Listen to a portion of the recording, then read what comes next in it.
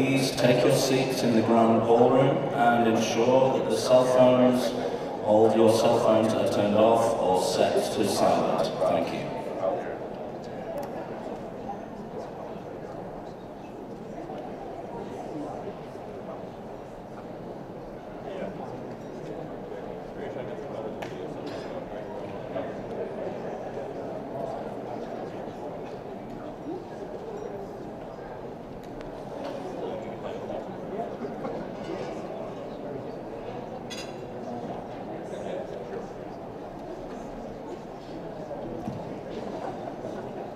Thank you, everybody. Please take your seats and look to the screens where you will see a short video introduction.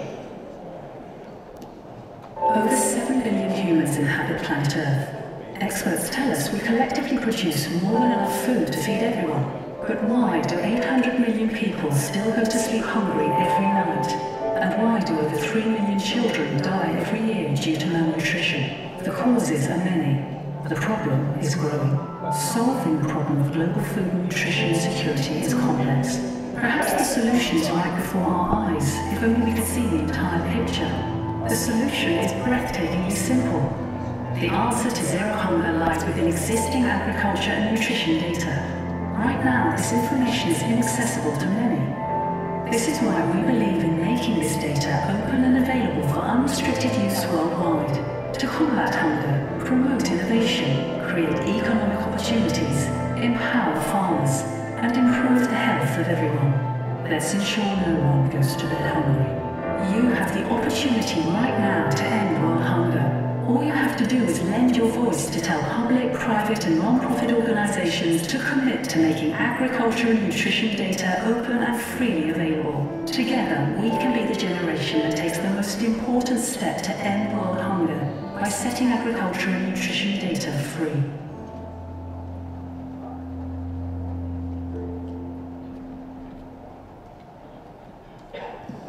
Thank you. To start proceedings today, I give you GODAN Secretariat Executive Director, André Laperrière.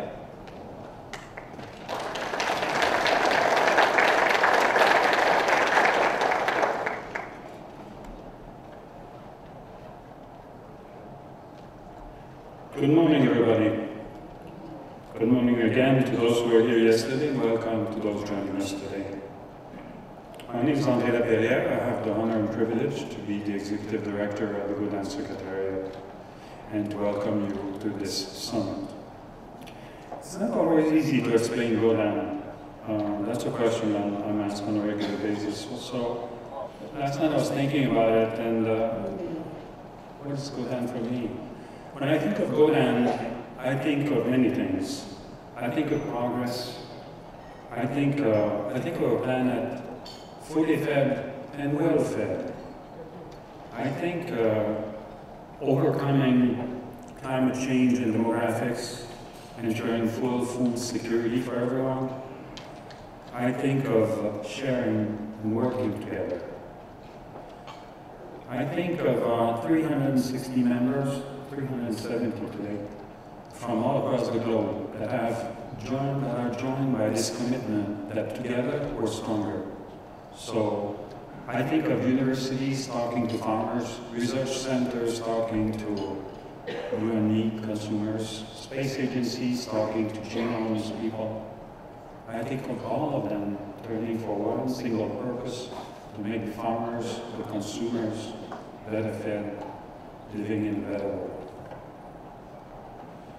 So today we have lined up a very exciting program for you. I'm glad for those that were here yesterday. It was quite exciting. We had all kinds of things covering the whole globe, many different types of technologies and angles of open data.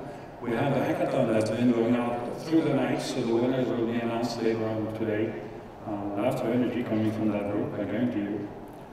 But without expanding too much on this, I'll let you discover the program as it goes. I invite you, if you haven't done so, to visit the booths. We have some over here, we have some out there, one of which is the GODAN booth, where you can join. Actually, we have some iPads over there, so if you wish to pledge your commitment to open data, it takes a few seconds and you become part of the family.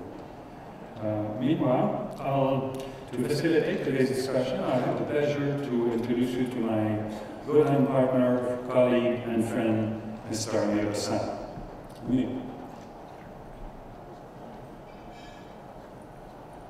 I wish you all a good day.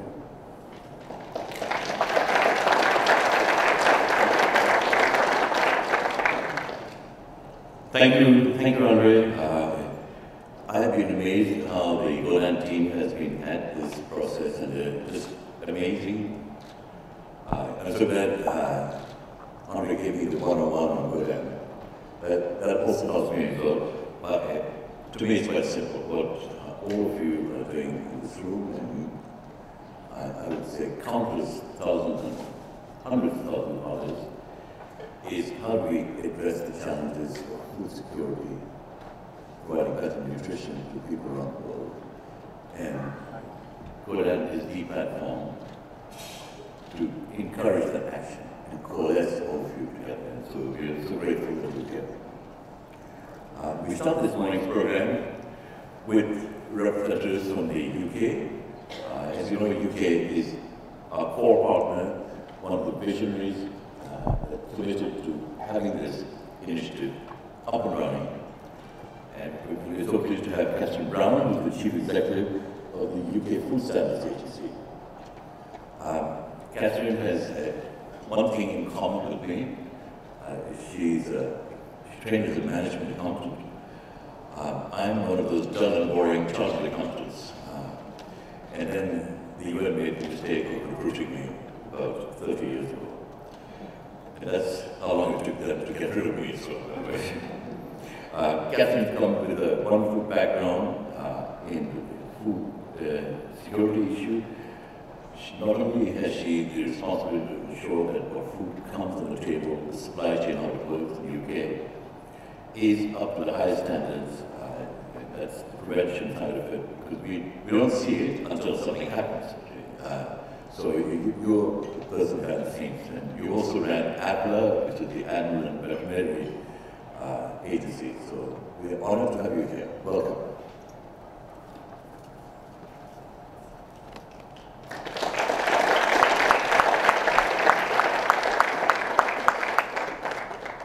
Thank you very much indeed, and thank you very much for the opportunity to talk with you today. I feel quite humbled by following so many great, inspiring speakers' stories and videos. The Food Standards Agency in England, Wales and Northern Ireland is a small government department that's very committed to sharing and using data to make sure that everyone has access to food they can trust, an affordable, healthy diet now and in the future. We work directly as a food regulator in the UK, but it's been really exciting to be here and learn about the global potential of open data to feed and help to feed hungry people around the world. After hearing so many big inspiring ideas, I just want to talk to you about some quite small practical things and ways that we're already using data to shift the balance of power in the food system in the UK, reduce illness, support innovation and give people more control over what they eat. And we think that's important because one of the things that people in the UK tell us is that they feel powerless in their relationship with food. And we want people to be able to feel powerful, able to contribute effectively to shaping a food system that protects their interests and respects their rights. And we believe that when people do feel powerful in relation to their food, they're more likely to also feel able to be responsible and to make choices about what they eat that are informed by their values and their longer-term interests. So we believe that we can use data to empower people in many different ways. And we think that when we do, consumers and citizens themselves will be more able to contribute to the zero hunger goal.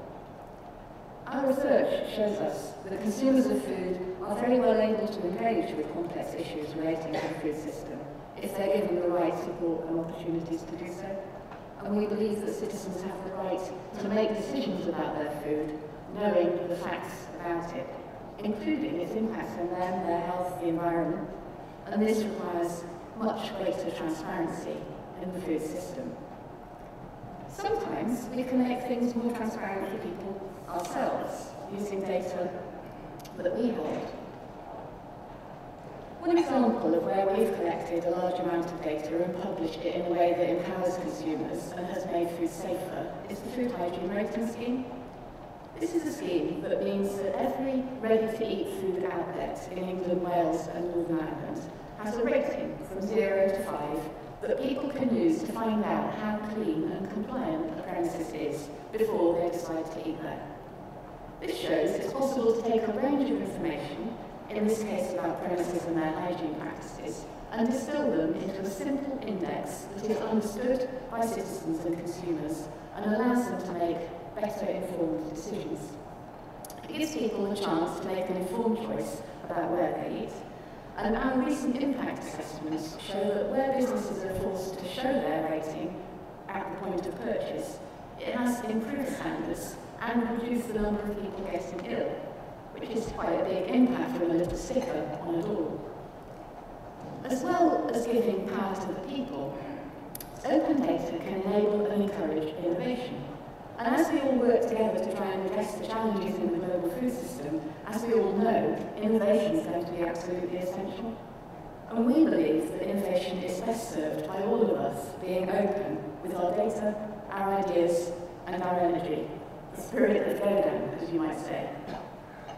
For the past 5 years, we've been using our sampling data to expose the levels of Campylobacter, a dangerous but naturally occurring pathogen on poultry in the UK, and the leading cause of food poisoning, making 280,000 people ill every year. We've been publishing that data very loudly. We've been helping consumers understand the risks. We've been working with producers and retailers, sharing knowledge and data, and pushing everybody to work together to find new ways of doing things.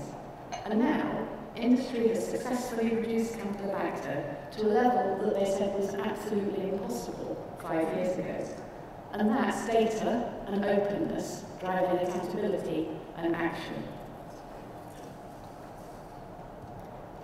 And next year, over 100,000 fewer people will get seriously ill because of the work we've all done together, driven by transparency alone, with no new regulations at all. But what's also interesting is that now the majority of the supermarkets in the UK are volunteering to share their own Campylobacter testing data starting next year. We'll check it, and for a little while we'll run our own tests in parallel. But in an open data future, industry's own data will allow their own customers and potential customers to hold them accountable. That saves the taxpayer money, which can then be invested in new initiatives to improve public health and empower consumers in new ways.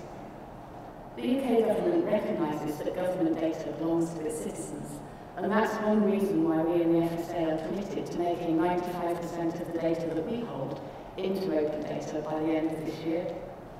But to get the biggest benefits from open data, we all know that it's critical that private sector data is also open, because we all know the biggest opportunities arise from bringing together those different data sets, not analysing data from within one organisation or sector. So that's why I'm so pleased that businesses are engaging with the Campylobacter initiative and committing to putting more of their data into the open, so far on Campy, but I hope in the future on many more important issues relating to the food system. And as the very inspiring Kerry Kennedy reminded us yesterday, global citizens have spoken and demanded open data, and now private sector as well as government leaders must act on that demand. And we will support that in any way we can. Sometimes we collect, collate and analyse. Sometimes, as in the Campylobacter example, we set standards. Sometimes we can just encourage, facilitate and connect.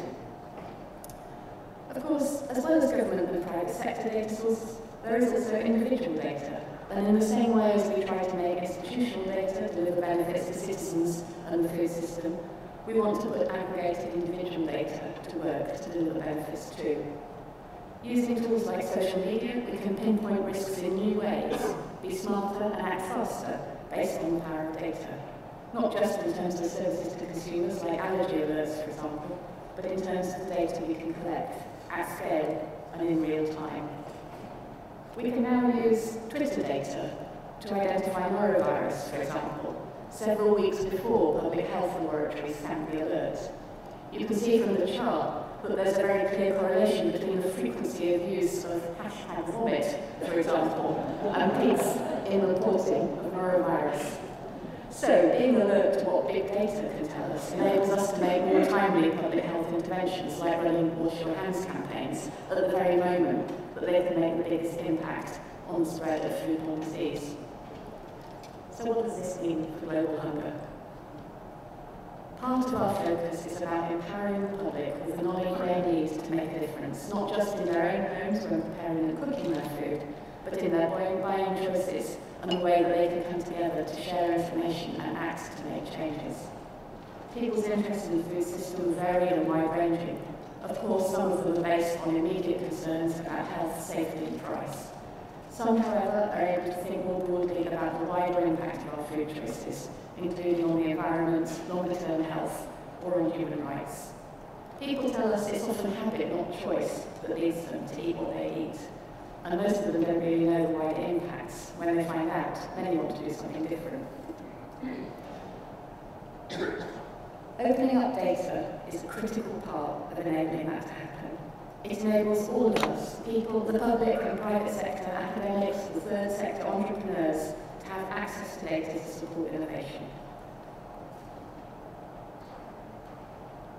Those are just a few small examples of how we're using open data to try and make a difference to citizens. But I'm really here with questions, not answers. How can open food data promote more thoughtful consumption in the parts of the world where we enjoy abundance?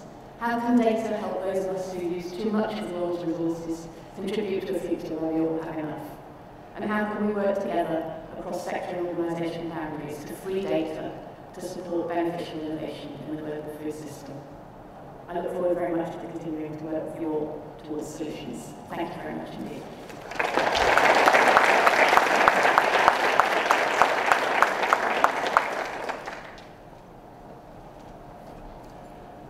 Thank you, Catherine, for your support, and we really appreciate what you do. Next speaker, by the way, as I mentioned to you, UK is represented here. UK has been a key partner of this initiative. And we are delighted to have Professor Ian Boyd, who is the Chief Scientific Advisor at the Department of Environment, Food and Rural Services and Rural Affairs, DEFRA, as it's commonly known. So the UK partner is DEFRA, and we're so thrilled to have Professor Boyd here.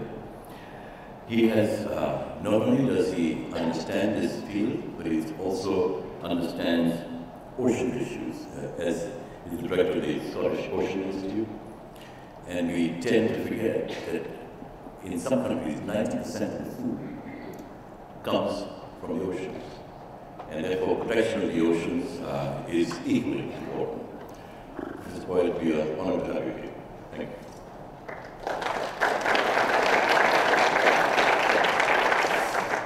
Well, thank you very much indeed. Thank you also to Catherine for starting off the sort of UK presentations here. I just wanted to pick up one issue that she raised, and that's about empowerment.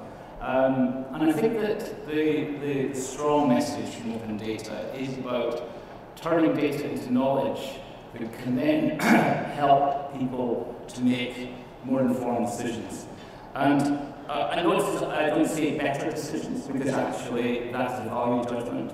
It's just about being able to make more informed decisions.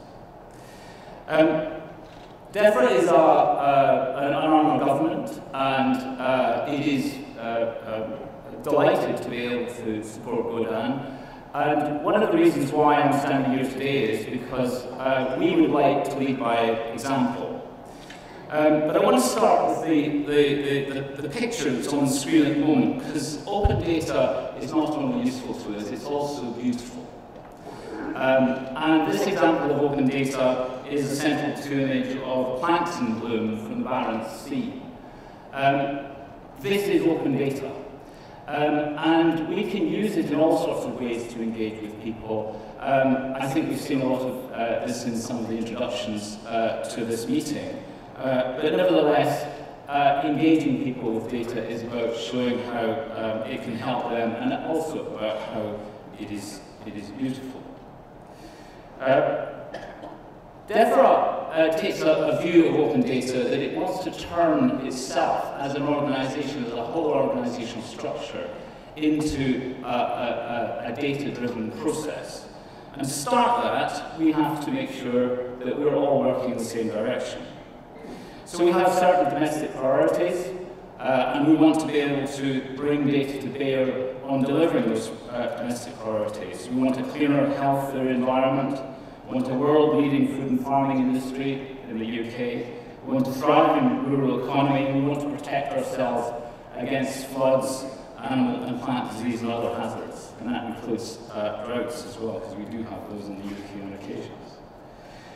Basically, we want to make the environment a better place for living. That's our strapline, the strapline, making a great place for living.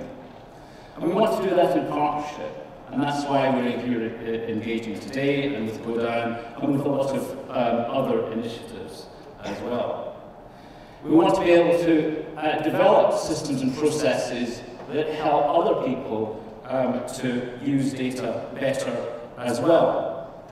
And that's about trying to help with developing tools that we can use to process data, but it's also about developing case studies and examples of how data can actually help us in our everyday policy problems. Some of these are about trying to drive economic growth, but some of them are also about just trying to deliver better policy.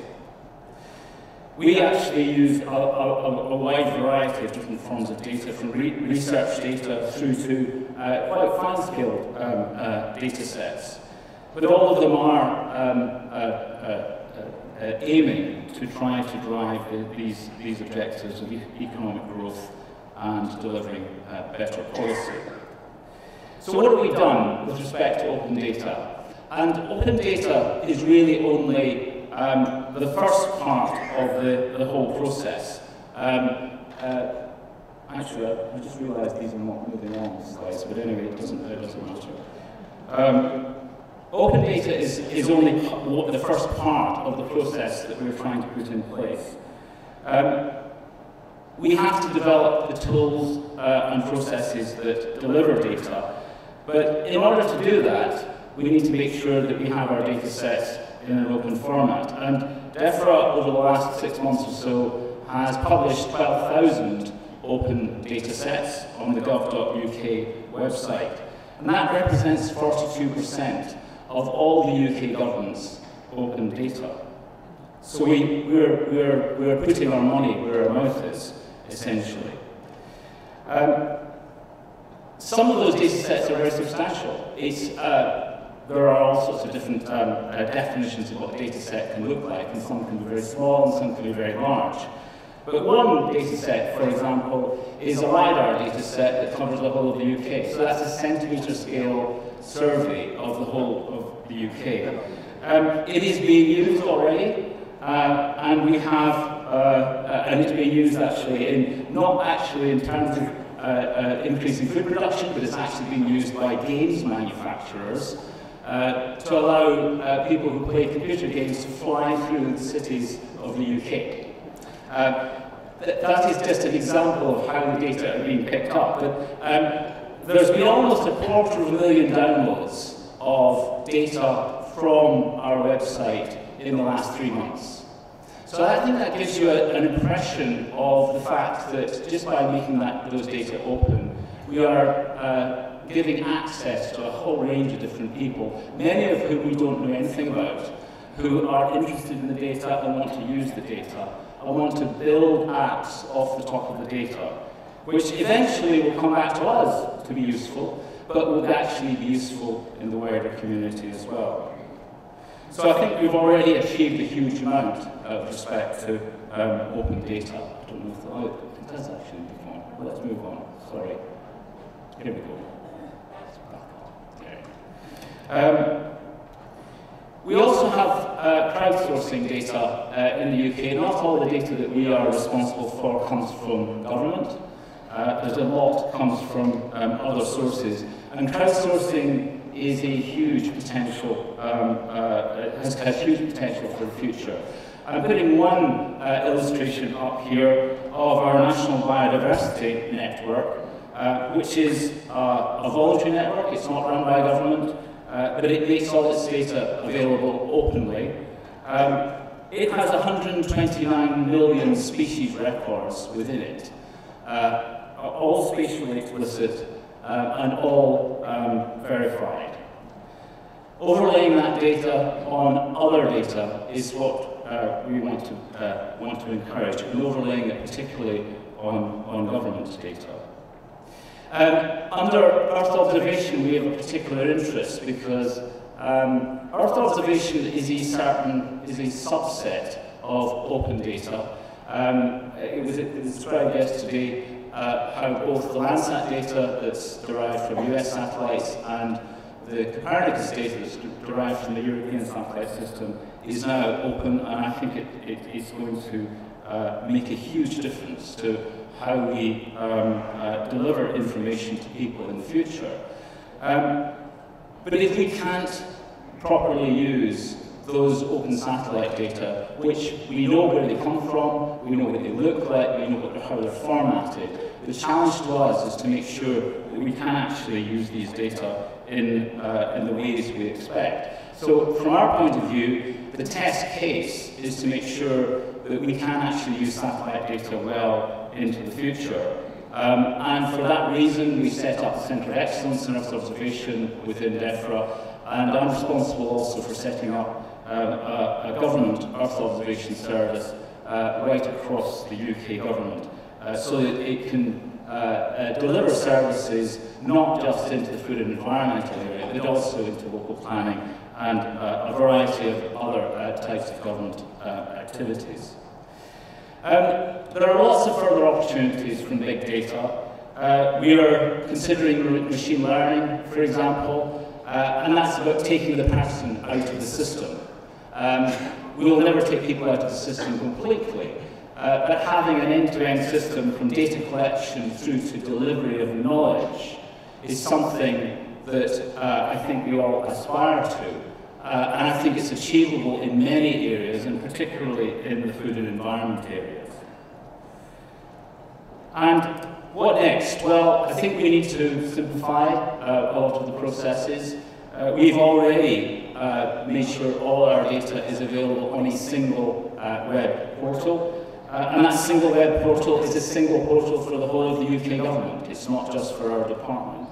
So making it simple is important. Making sure that those tools are available is important. And making sure that there are strong use case studies in place is important, so that we can move forward in a structured way rather than in a sort of ad hoc way to build on our experience. And also sharing that information with other people and with other organisations, because we want to learn from you as much as us taking the message to the wider community. I'll say one thing finally, however, that this is all wonderful, but we do have a very strong eye on the ethical issues around data in the UK. Data is a very powerful tool, but in the wrong hands, it could be a tool that it doesn't appeal to people. And I would strongly urge everybody here to be very cognizant of the experience, some of the bad experiences we've had with new technologies in environment and food. And this is a new technology, and about how the public have reacted to some of those technologies. And I think we need to be very careful about how we take this forward. And with that in mind, we have set up a data science committee that is beginning to advise us on some of the ethical issues around the use of data. And that is populated by a number of social scientists who have experience in these areas. And with that, I'll say thank you very much. The UK is delighted to be involved in this initiative. And over the space of yesterday, I heard a huge amount of enthusiasm I heard a huge number of new ideas, and many of them we will be taking in and taking forward as well. And I hope that some of the ideas that we've been able to put forward here have been appealing to you as well. So thank you very much for your attention. Thank you.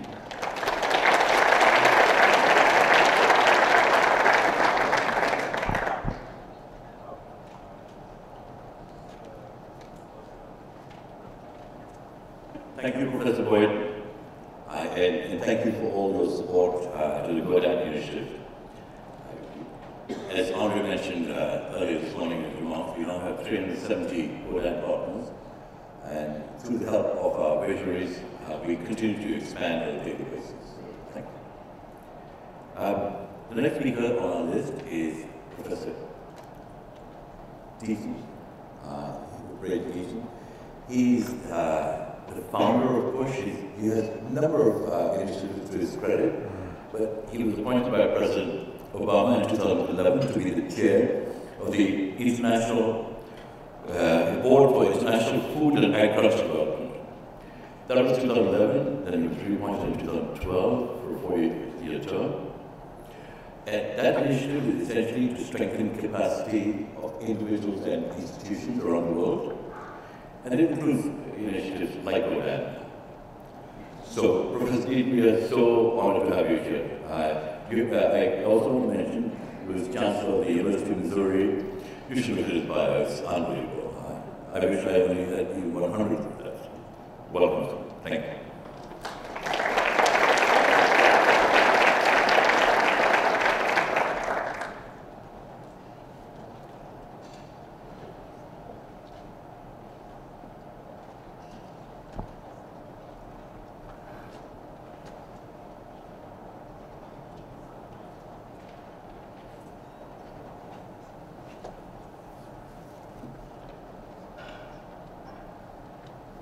Good morning, everyone. I'm coming with an entourage, as you can see, and very pleased to be with you this morning.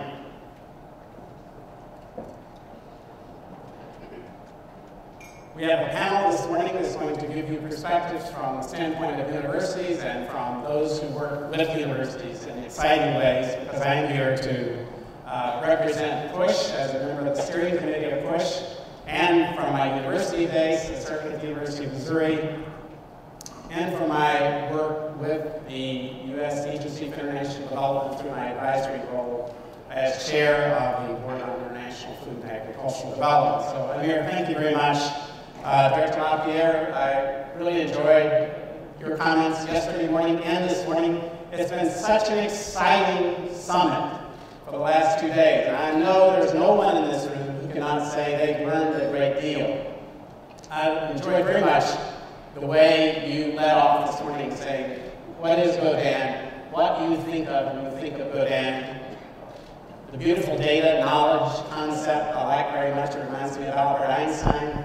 When I think of GODAN, I think of the need for the research data, the educational data that has driven American higher education and education around the world. But for me, that means a lot because I grew up on a small farm, milking cows that had about 5,000 pounds of production per year, trying to survive on a garden, looking for off-farm work for employment. When I saw that fisherman on the film yesterday, let me say that was a very moving experience. And I was thinking, gosh, what would it have been like to be able to have that kind of tool in your hands when I was young and growing up in the hills of eastern Kentucky. So when I think of GODAN, I think of the promise that rigorous data and analytical systems can make to improve the quality of life in every country around the world, to improve food security and reduce the extreme poverty that has plagued us for so long and with which we are now making some significant progress. So that for me is very, very exciting. And I'm very pleased to be in a role where I can work with the university community broadly across this country, with the Association of Public and Land-Grant Universities, with the AAU, with the ACE, and all the other education institutions, and ensuring that we drive toward open data, open science, and the interdisciplinarity, and what is now being called in the social science literature the transdisciplinary perspectives that can really drive and shape policy in new and innovative ways. And we have great new thinking occurring that's going to make a tremendous difference in how we move into the future.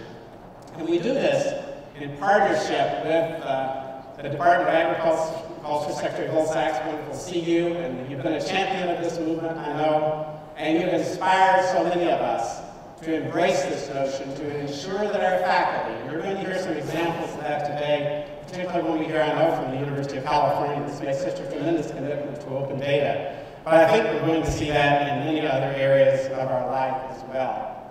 And you know, nothing is more exciting than working in a university community today and embracing and nurturing the new generation of students that are coming to us. And if you have not worked with a group of undergraduate students lately, let me urge you to do so, because you're in for a treat and an inspiring moment when you see the skills and the passion, the work that they bring, the ideals that are driving us into a bright new future, capable of addressing so many of the data issues that we see and the challenges analytically that we see in front of us today. And I see a lot of students here. If there are some in the room at this time, I would ask that you stand up, all students, undergraduate, graduate, and I think we should salute them, whether they're here or somewhere else right at this moment.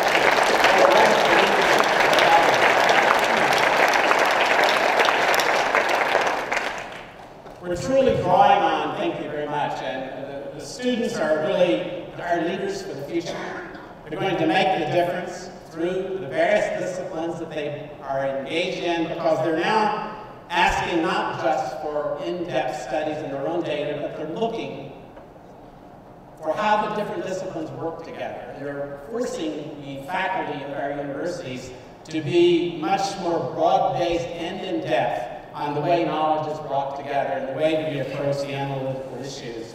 And that occurs with regard to data analysis, as well as the mapping and the visualization that we have seen so many wonderful examples of over the 2 days, and that holds such bright promise for the future. And we have a wonderful group of panelists today that are going to give you a great deal more insight and practical examples of how some of this is working. We were just at the end of your presentation to look at the big data issues. Really got me moving, and we, fortunately, it's a great segue, because our session right now is going to move to a lightning presentation of big data kind of systems, the supercomputer project from the University of Illinois.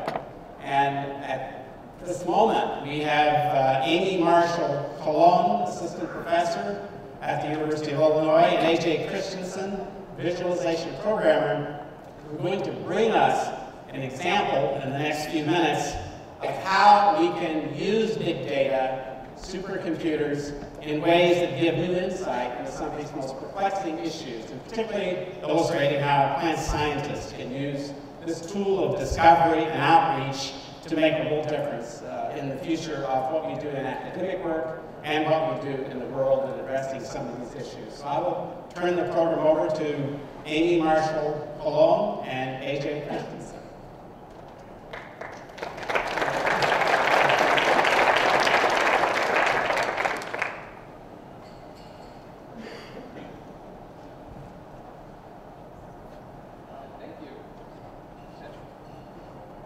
We have mics on? Okay, there we go. So I'm AJ and this is Amy, and we'll tell you a little bit about visualization and big data. So 90% of the data in the world today has been created in the last 2 years, and we are more connected than ever, as you can see in this map of high-speed networked research centers across the globe. Many grand challenges facing humanity are being addressed in dozens of scientific fields that use computers to store, generate, and analyze information in the form of numerical data. Scientists use supercomputers as digital laboratories. Their experiments generate terabytes of numerical data. These visualizations demonstrate some of the very specific circumstances that scientists are seeking out. Circumstances that result in a traffic jam, a strong ocean current, a tornado, or a solar magnetic storm.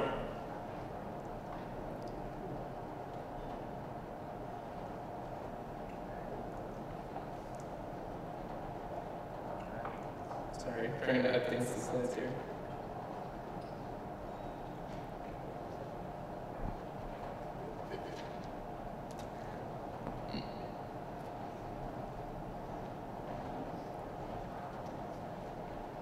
One of the concerns with big data is technical challenges.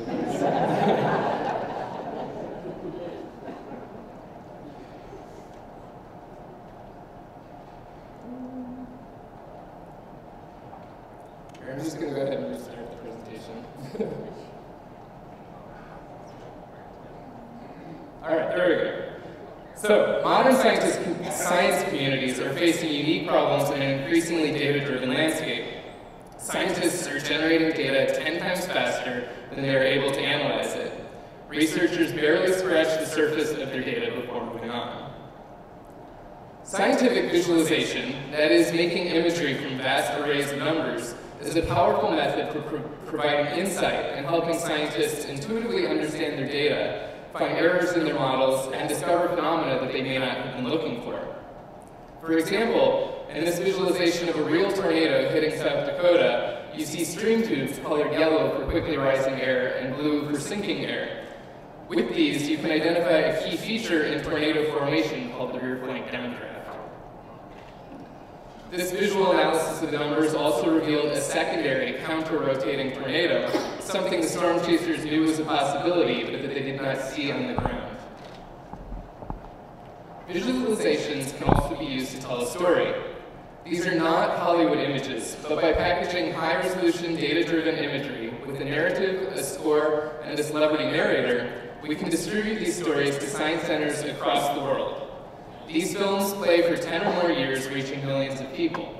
Millions of children are inspired every year by seeing real science, and they grow up to become the people making the science. This simulation of Hurricane Katrina filled 8 terabytes of computer disk storage over the course of 2 weeks on the Blue Fire supercomputer at the National Center for Atmospheric Research. But it was not easily accessible to other government agencies, NGOs, and Louisiana residents. If the simulation analysis, including this visualization, were available before the storm hit, scientists' predictions would have been more accurate, and decision makers could have saved thousands of lives and billions of dollars. Because research organizations make their simulation models available to the public, we are able and obligated to provide this kind of analysis to improve disaster preparedness and to protect the economy. Modern science must share knowledge across fields and across geographical boundaries to improve their own models and to enable them to better advise decision makers. Visualization is a key component to that open culture. Through visualization, we can begin to educate the public about what hides in all of the world's data and how it is going to help us to solve many of the grand challenges facing humanity.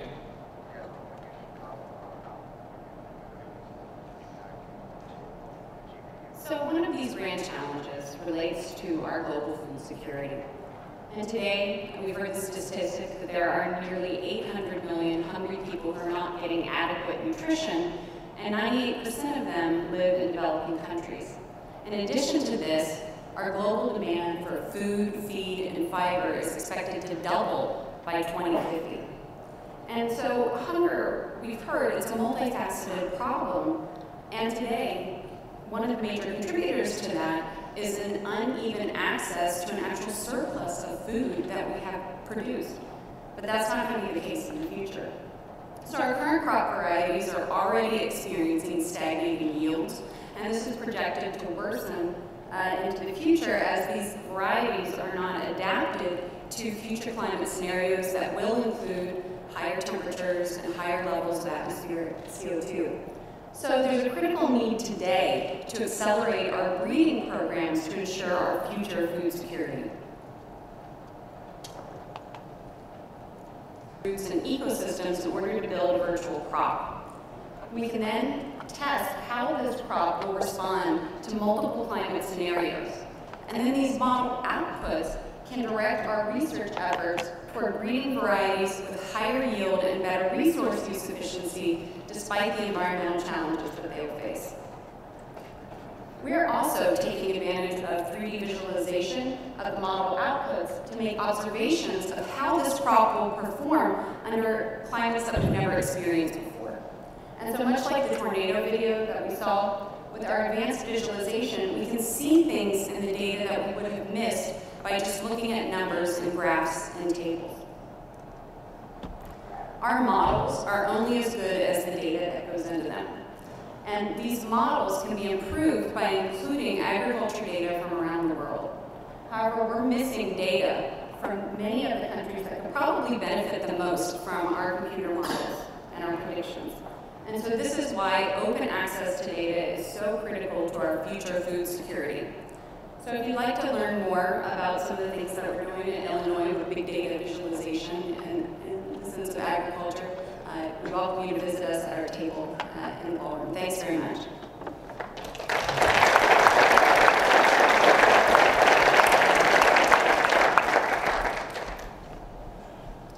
Thank you very much for a very stimulating presentation, and we'll look forward to feeding off that as we proceed with the session today.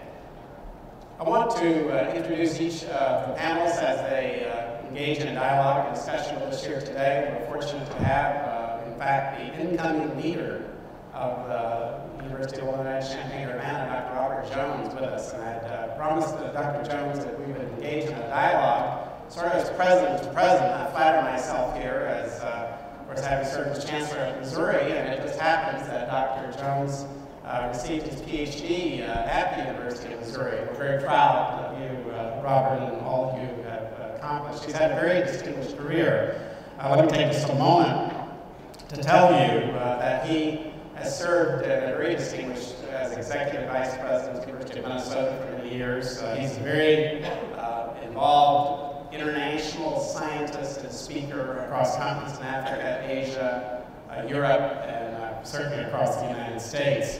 He's been recognized for his international leadership by the Michael Malone International Leadership Award of the Association of Public and Land-Grant Universities. And he served for 10 years as academic and scientific consultant for Archbishop Desmond Tutu's South African Education Program. Here in our own country, he serves on the boards of Campus Compact at the national level, the Coalition of Urban Serving Universities and Scholars at Risk Network. He's a member of the Committee on Equal Opportunity in Science and Engineering of the National Science Foundation. He's been the president of the State University of New York in Albany, and just is in transition right now. We captured him literally during that transition as he moves to the flagship campus of the University of Illinois system. One example of the work you have just seen here today. So Robert, thank you so much for being with us. You bring distinction to the panel, and I'd be interested in your perspectives on the new challenges that we see at Illinois, and given this kind of tremendous set of tools. Well, let me start by saying, first of all, good morning to everyone, and since I am technically still the president of the University of Albany State University of New York until September 23rd at 5 p.m., I would be remiss if I didn't take this opportunity, since SUNY is the largest public higher education entity in this state and the largest in the entire country, to welcome each and every one of you to, as one of my colleagues calls New York City, the capital of the world. So welcome to each and every one of you. This is I'm gratified to be here today, Randy, because as you know, technically I'm on vacation. But when these important issues come up, I feel a sense of obligation to take time to participate. And as I learned about GODAN, it caused me an opportunity to reflect upon my own passion, as my colleague from Illinois has just made a great presentation, and I look forward to learning more about the work that you're doing in assimilating prompt responses to environmental changes and global climate change, because that's the work that I was engaged in as a newly minted PhD at the University of Minnesota when I left Missouri in 1978, and spent 30 years trying to figure out how global climate change would impact the grain yield of important agricultural crops, primarily corn, wheat, etc. And so I feel a strong sense of connection to this work, is how do you take that fundamental basic and applied research I was involved in. And how do you take that knowledge collectively from scientists from around the country and around the world to generate these models and to generate solutions to complex problems? Now let's fast forward to my last 4 years as the president of the State University of New York, where one of the things I came in, since it's not a land-grant university, and as Brady alluded to, I'm as deeply rooted in the land-grant mission as anyone you will find. And so at that university, I tried to make it think more strategically and intentionally about its role as an urban research university. Tried to get it to think more intentionally about how it needs to leverage its resources to solve complex societal problems. And to me, folks, that's the contemporary version, or the contemporary mandate for land-grant universities. We have an obligation to think out of the box, to leverage all this wonderful knowledge and technology that we generate to more systematically and more thoughtfully solve complex problems. And the framework that I bring to it is a public engagement framework. And that is, we have an obligation to partner with the public to solve complex problems wherever they exist domestically or internationally. And out of that comes my philosophy around collective impact. We can no longer sit in our laboratories, in our land-grant universities, generate this knowledge, publish. We really have to think about innovative ways to make that knowledge accessible to solve these complex problems. And the work that I've been doing, and the way I look at this, and the reason I'm excited about, even more excited about going to Illinois, is that for the last few years I've been working in Albany on this very issue, but from a public health perspective, around the perspective of population health. This state has one of the largest repositories of public health data through the Department of Health and through its hospital systems and through places like Hearst Health, owned by George Hearst of Hearst Enterprises, in any place you can imagine. And I've been working very hard with a group of people. How do you think about leveraging all of that knowledge to find solutions to health problems? And I see the same kind of opportunity with this GODAN initiative. And I'm very, very excited to be part of it and look forward to joining Illinois on September 23rd. So thank you all for allowing me to be here this morning. Thank you. I'll follow up with one more question, if I may. And because you and I have shared some work with BIFED, we commissioned a study that you undertook that really looked at the impact that our innovation labs and foreign assistance programs have had. And I know there we were struggling to get the kind of data that would really show the impacts and differences that scientists working with scientists and institutions abroad can make. And I know you struggled with that set of issues for a lot of your career. So as you see GODAN moving forward, do you see an opportunity there for obtaining more clear data and more clear analytical approaches that can strengthen the strategy that we would take in our development efforts? Well, I think there are a number of opportunities. Sometimes our scientific and knowledge advancements depend on having the right techniques and the right technology to answer the fundamental questions. And we're very, very fortunate to be part of a society that has generated a lot of new innovations that allow some of the things that we just demonstrated to be possible.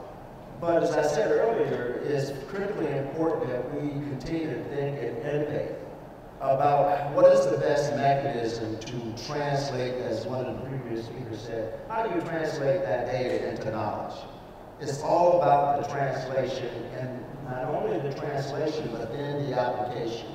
How do you provide an opportunity for that data to be in the hands of those individuals so they can make decisions that's going to impact the production of food to eliminate hunger, and also the nutritional aspect of it becomes critically important. I guess to answer your question, Brady, I think we will continue to advance in the technology to be able to get the fundamental data to answer those questions.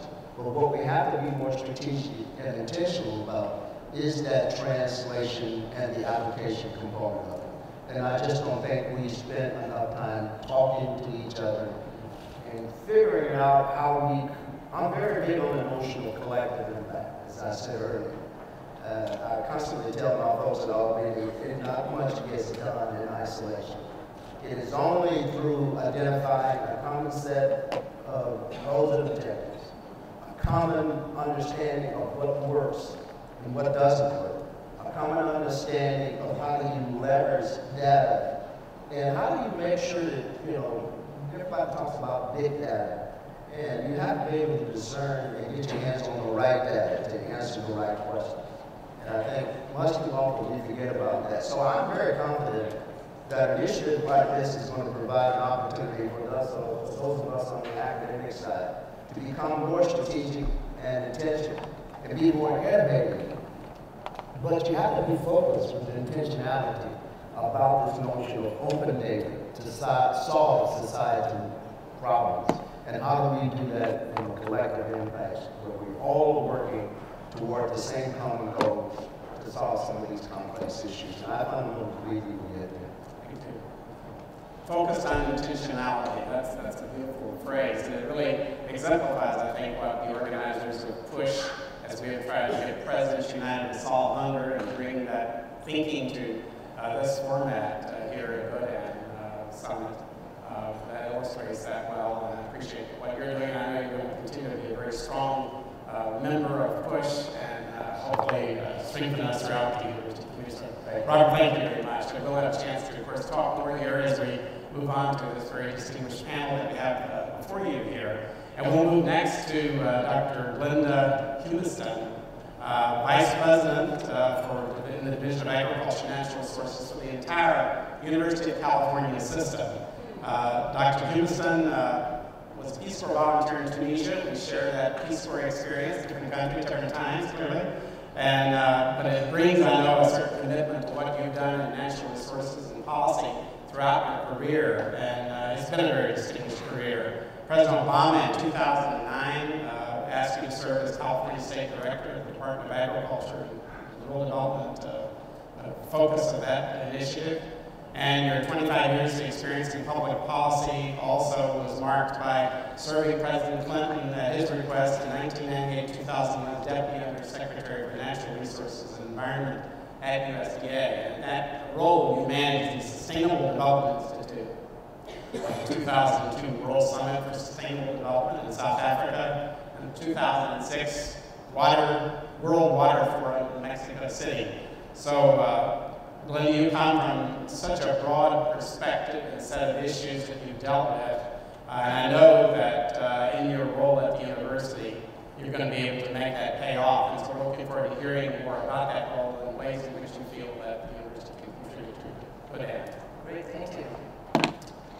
And I'm going to hope, I see that there's a misplaced S here, so hopefully the little slide gremlin several of us have experienced this morning is not going to continue worse. I have to say, it's been a real pleasure to be here. I don't know about you, but that slide that an earlier speaker showed about how what did she say, #vomit, led doctors see that there was a norovirus coming. I probably am not going to grumble to my staff nearly as much as I have when they told me I need to be tweeting more now. I've been like, no, don't make me tweet, please. But I can see it's probably got some value. So, yeah, this thing works. I was asked to give a couple examples from California of what we are doing around open data, and probably one of our biggest and best examples, an early one, 2001, is CITRUS, our Center for Information Technology in the Interest of Society.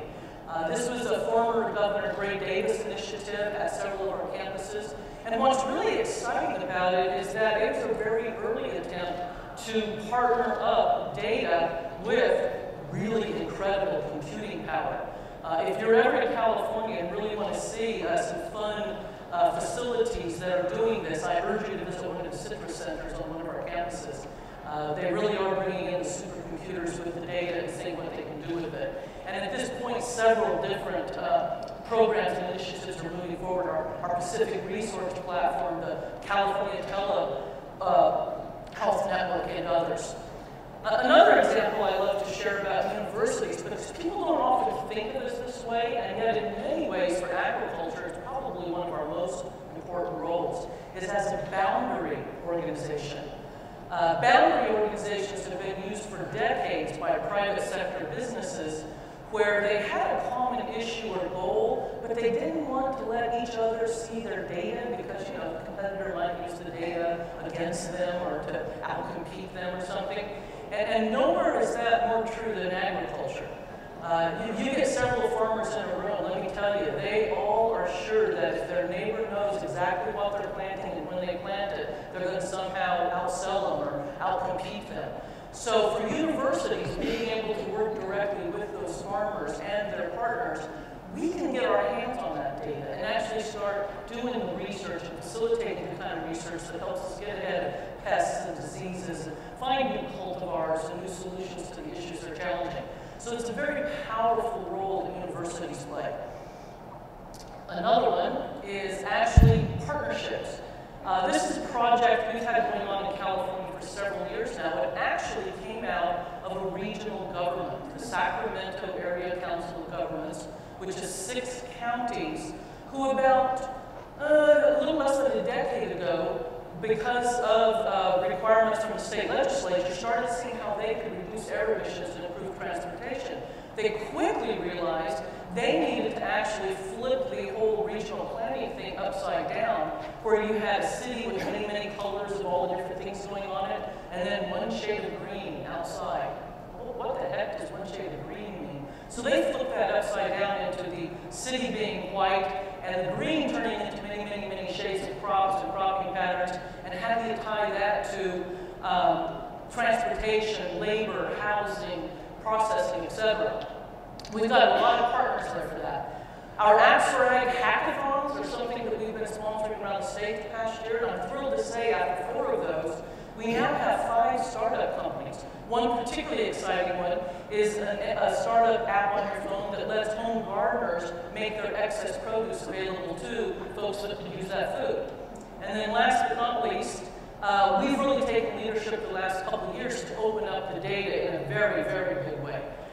2013, it was a policy just for published research, but President Napolitano in 2015 basically implemented policy for the entire University of California for everybody.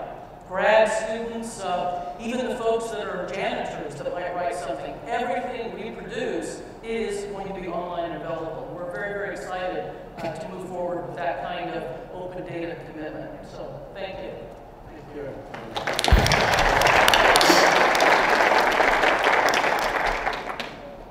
Our next panelist is Dr. Shumon Ray, who is the Indian EdPro founding chair, University of Cambridge, an honorary professor. He comes with a very distinguished career.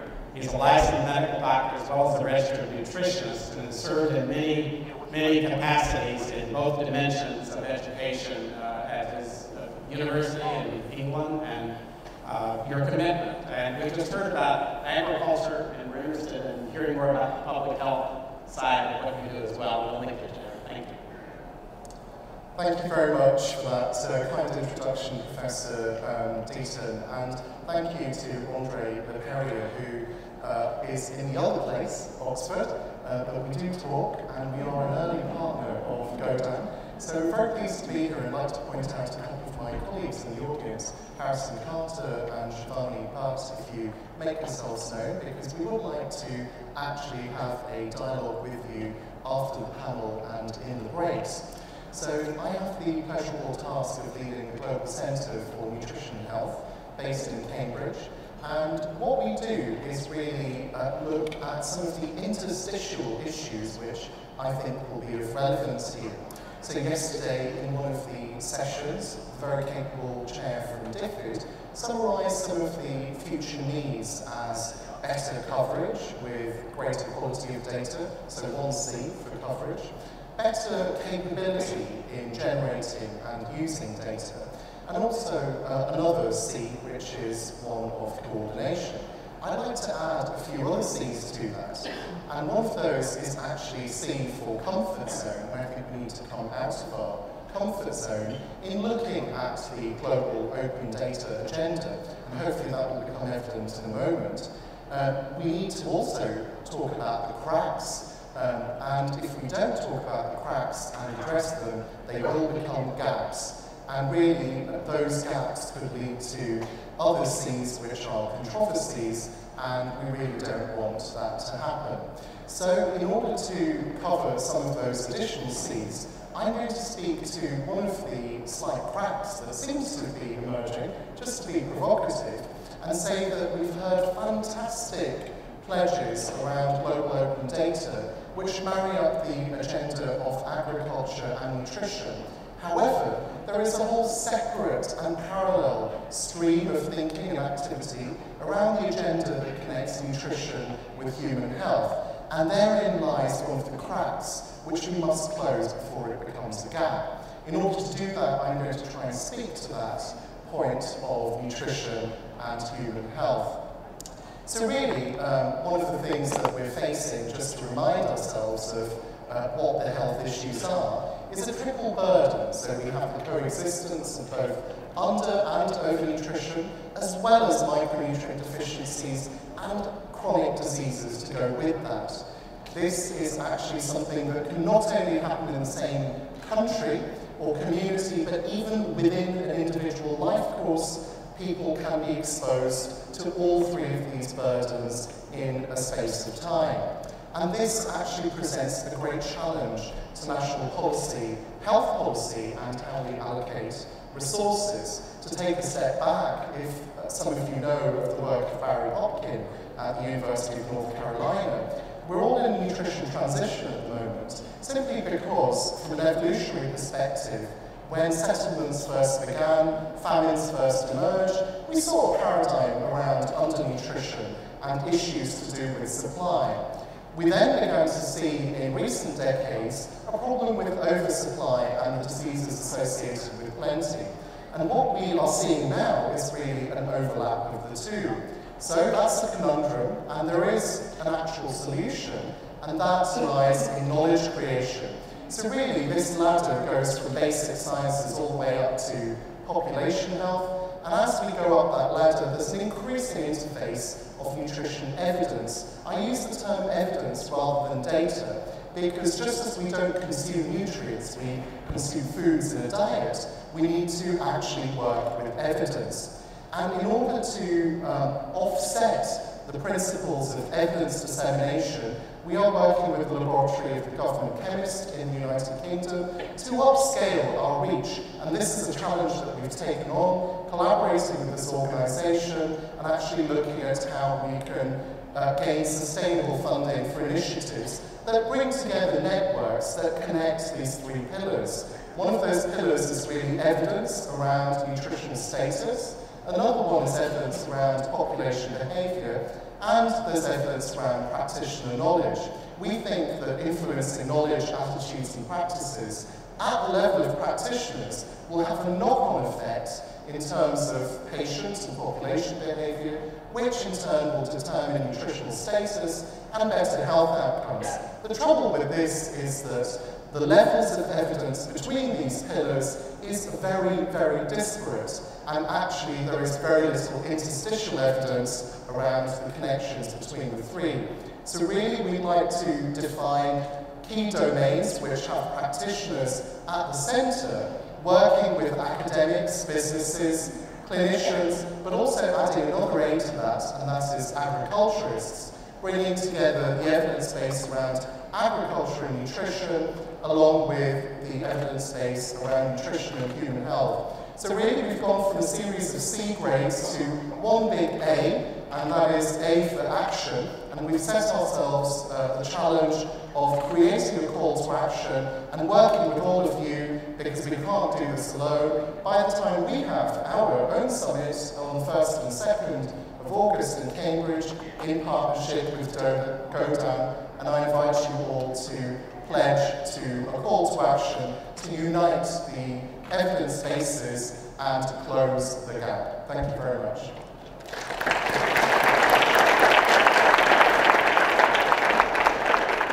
Thank you. Very, very exciting. Thank you. Our next panelist is Ignacio Peña, who is founder of Surfing Tsunamis. We'll hear more about that, I think. Ignacio is a social entrepreneur and strategist, very well known as an international speaker, and he has tremendous experience as a top-level advisor to leading businesses, nonprofits, and governments. He's currently working on a bold initiative leading the development of an ambitious X Prize to tackle hunger and obesity by making fresh, nutritious food affordable everywhere to individuals around the world. So Ignacio brings a great deal of passion to this issue, and Ignacio, we're very pleased to have you with us today.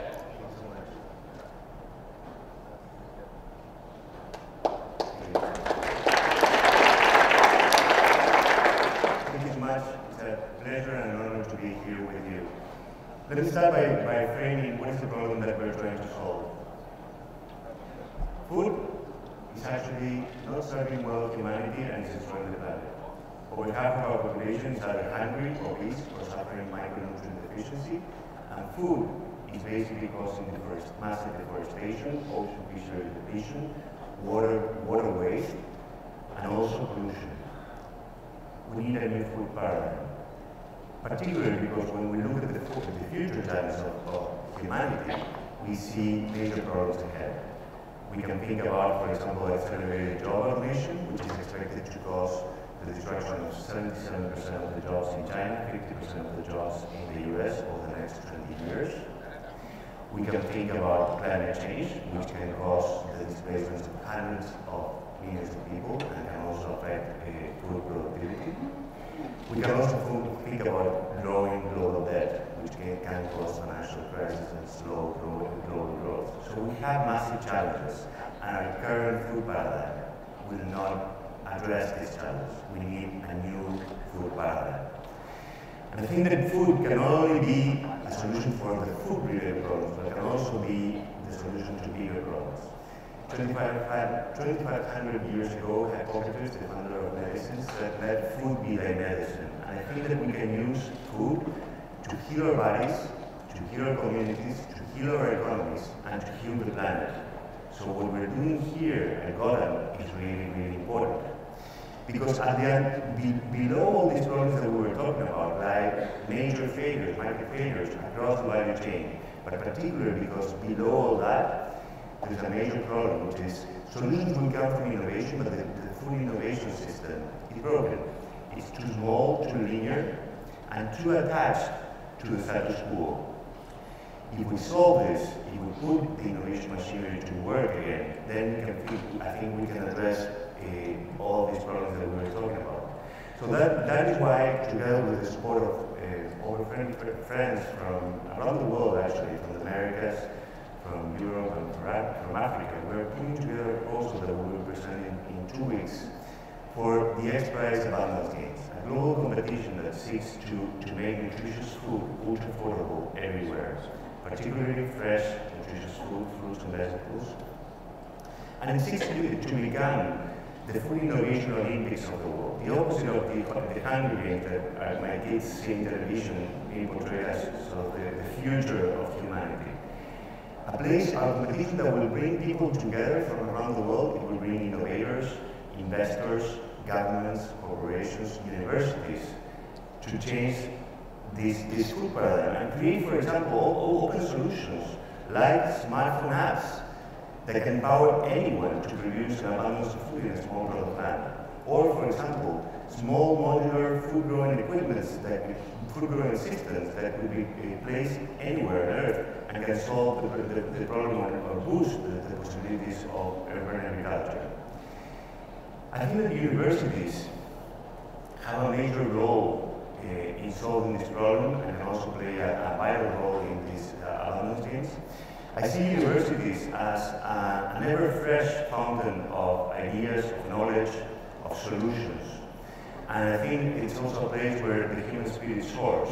I think that universities can play a huge role in bringing forward new solutions, but to do that, I think that they need to have a massive transformative purpose. Given the challenges that we're seeing, universities really need to think bigger.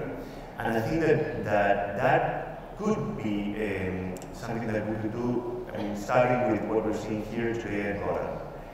Basically, today at GODAN, you're focusing on open data, And I wonder what would happen if we took that and we actually created a full stack of open solutions that goes from open data to open source software and open hardware.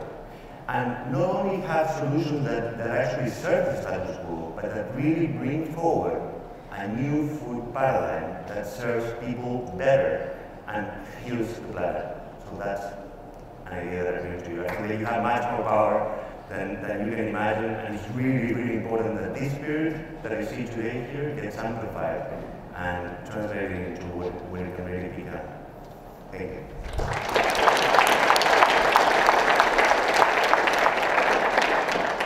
Well, as you all know, time can be the enemy of some wonderful time. Great ideas here, challenges, opportunities, gaps, and interstices that we can address, and that's what fertilizes push and will take us into the future in our work with open data needs.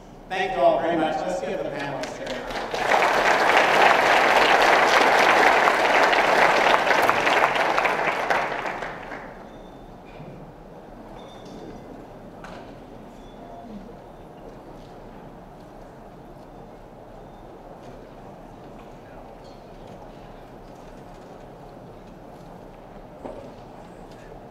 Brady, thank you so much for chairing a very inspiring panel. And once again, a round of applause for our distinguished guests here. Thank you.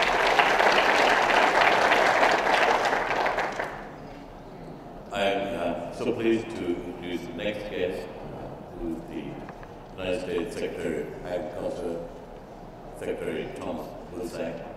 We are honored to have him here. He's a two-term governor, former mayor, been in the Senate for a number of years, a highly distinguished politician, more importantly, a great believer in the challenges facing society about food, hunger, and security, helping humanity. He's also the first ever chair of the White House Rural Council. Secretary Vilsack is tasked with making sure that rural communities are better equipped, healthy, etc. He's also helped as part of the core team for President Obama, partnered with First Lady Michelle Obama on the Let's Move campaign. That's about healthy children in society. And the list goes on. More importantly, he's the lead partner for GODAN. And we are honored to have Secretary Vilsack here. Welcome.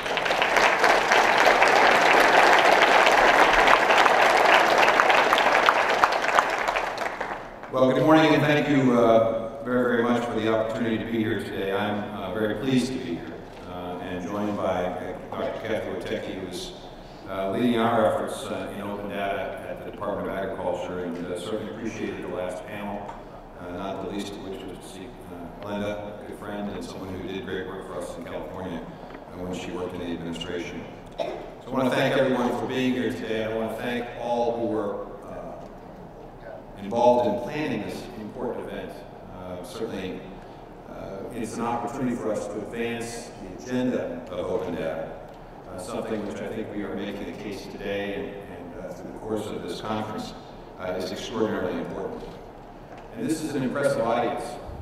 It includes, obviously, global leaders, entrepreneurs, data scientists, university officials, students, and from my perspective, perhaps most importantly, there are also farmers here today as well.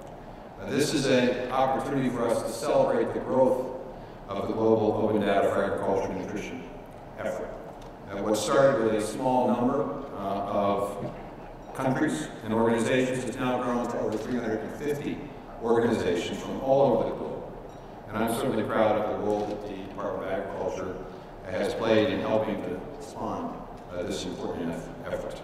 If there are folks here today who are interested in open data and have not yet had an opportunity to join this effort, I would strongly encourage you to do so, because this is an incredibly important initiative. It's incredibly important because I think the future of our capacity to meet the challenges, some of which were addressed here earlier today, of feeding an ever-increasing world population in a nutritious way, is only going to get more difficult with a changing climate. And it's necessary and important for us to have access to information, access to data, so that we can determine the best course of conduct to try to meet these challenges. The concept behind GODAN is simple. More openness and more transparency. More sharing of information will lead us to identify best ways and best practices for increasing food supply and making sure that it's nutritious. It will also help us spur entrepreneurship and new innovation, which will allow us to accelerate meeting the challenges. You know, this is very consistent with the way in which the Department of Agriculture in the U.S. was formed over 150 years ago. It was Abraham Lincoln's vision that the Department of Agriculture would assemble information and then disseminate it to the countryside to increase agricultural production. It's been an extraordinary adventure for America, and we have seen the growth of a rather dynamic agricultural economy in the U.S. I've often said recently that in my lifetime alone, we've seen almost 170% increase in agricultural production in the U.S., using 26% less land and with 22 million fewer farmers. So I think President Lincoln's vision has certainly been accomplished in the U.S. The key step for us, I think, is first and foremost to acknowledge the importance of open data. And I think this summit, the GODAN effort, is certainly part of how we raise the awareness of the importance of open data. President Obama believes very, very strongly in the concept of openness and transparency. He has challenged his entire administration to be involved in this effort. He, along with other world leaders, established the Open Government Partnership, which gave rise to this particular focus on increased transparency as it relates to agriculture and nutrition. And we need this coalition to be broader and stronger. And we need to continue to act on making sure that open data is available, accessible, and useful, and that it is unrestricted in its use. And that's the challenge to the young people who are in the audience today, to help us figure out better ways of making this data available, accessible, and useful. We've tried to live up to the promise of GODAN at USDA. We have begun the process of opening up the vault, so to speak, of data sets that we have. I'm proud to say that as we work with other administration agencies, that the Department of Agriculture is responsible for putting 600 separate data sets on the data.gov website. I encourage you to take a look at that website because it has a wealth of information. And these are data sets that involve not just agriculture, but also nutrition. And today we announced two initial announcements and initiatives that support the concept of open data. Our Agricultural Research Service has worked hard with a number of GODAN partners to establish the National Nutrient Database. Now, this National Nutrient Database is now a compilation of 80,000 products and the nutritional content of each and every one of them, searchable by food item, group, and list. So it's an opportunity to begin the process of better understanding the nutritional content and value of each item, 80,000 separate food items, which I think will help us encourage trying to deal with the issue of hunger and obesity, which have been mentioned earlier. We also announced today a collaboration between USDA, FAO, and the Center for Agricultural and Biosciences International, an update of the Global Agricultural Concept Scheme. This is actually a thesaurus of 350,000 terms, which are now going to be available in 28 languages to allow us to have some common sense of terminology as it relates to open data. This will make it easier for open data use to be more available, more accessible, and more useful. So two significant advancements today as part of this effort to encourage more open data, more transparency, and more openness. There are a number of exhibits that are being displayed here today, and certainly would encourage folks as part of this summit to spend some time dialoguing with the folks who are exhibiting. Also, I'm pleased to note that the Global Citizen is basically providing a petition for folks to sign that is a way of, again, increasing the awareness of the importance of open data. And we certainly encourage folks to take a look at that petition. We are committed to this at USDA. We are absolutely convinced that our capacity to respond to the challenges that we have is unlimited. The reality is that there are just extraordinary opportunities to increase agricultural efficiency, to determine how we can grow more with less, how we can deal and adapt and mitigate the consequences of a changing climate, how we can better educate consumers on making good choices in terms of foods that they consume, how we can make that link between food and health, how we might be able to encourage tackling the issue of obesity, which certainly is an incredibly important issue here in the United States, with nearly a third of our youngsters being obese. It's one of the reasons why the President has been so focused, and the First Lady, on changing the nutritional value and content of meals that are served at our schools, and providing more information and education for people about what can be more nutritious choices that they can make. It's also about dealing with the issue of food waste. The reality, the sad reality in America today, and in fact in the globe today, is that a third of our food that's produced is waste. In developing countries, it is a sad situation where we have too much, perhaps on a plate, where we don't know how to reuse food that is still safe to consume, or that we don't figure out ways in which we can recycle food waste. It ends up in our landfills, it produces methane, and it complicates our challenges with reference to climate change. At the same time, in developing countries, we're dealing with issues of food loss before it gets to the plate. That's why the President has been focused on our Feed the Future initiative, and now codified into the Global Food Security Act, to provide information to allow folks to better store our food. This is another reason why it's important for us to be willing to be open and transparent about best practices, about things that work, about the ability to share information. This is a global challenge. This is one large community challenge of feeding the ever-increasing population. I have been told by those who know that this challenge of feeding a population of 9 to 10 billion people will require, as was earlier said, at least a doubling, if not more, of food production in the world today. To do that in the next 30 years or so will require as much innovation as we've had in food and agriculture for the previous 10,000 years. That is an extraordinary challenge. That means we have to accelerate dramatically the amount of research that's being done, and getting that research not just in an abstract or an article or a book, but actually tying research to actual results that matter. To do that, we have to be willing to open up the information we have. We have to be willing to share that information. We have to understand that this is a collaborative global effort. Every single young person in the world today, regardless of where he or she may live, is relying on us to figure out how to solve this problem. This summit is an incredibly important step in embracing the notion of open data. And let us accept the challenge of making it more available, more accessible, and more useful. Thank you.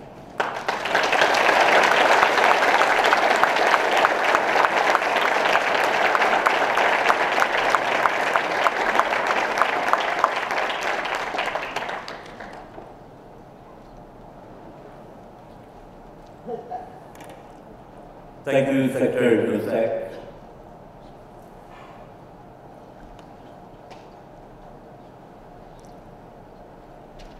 And thank you for your two major commitments to the work of GODAN. We are really excited and grateful for the support. It's amazing when you think of the thesaurus idea and National Nutrient Database. That could be one of the game changers for what we are trying to achieve. I know we're running a little bit behind time, so we might have to squeeze everything in. I have a 2.2-minute presentation from Mark Parsons, who's from the Resilience Data Alliance.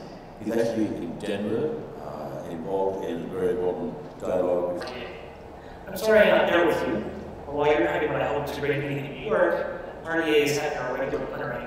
It's part of a big event called International Data Week in Denver, Colorado.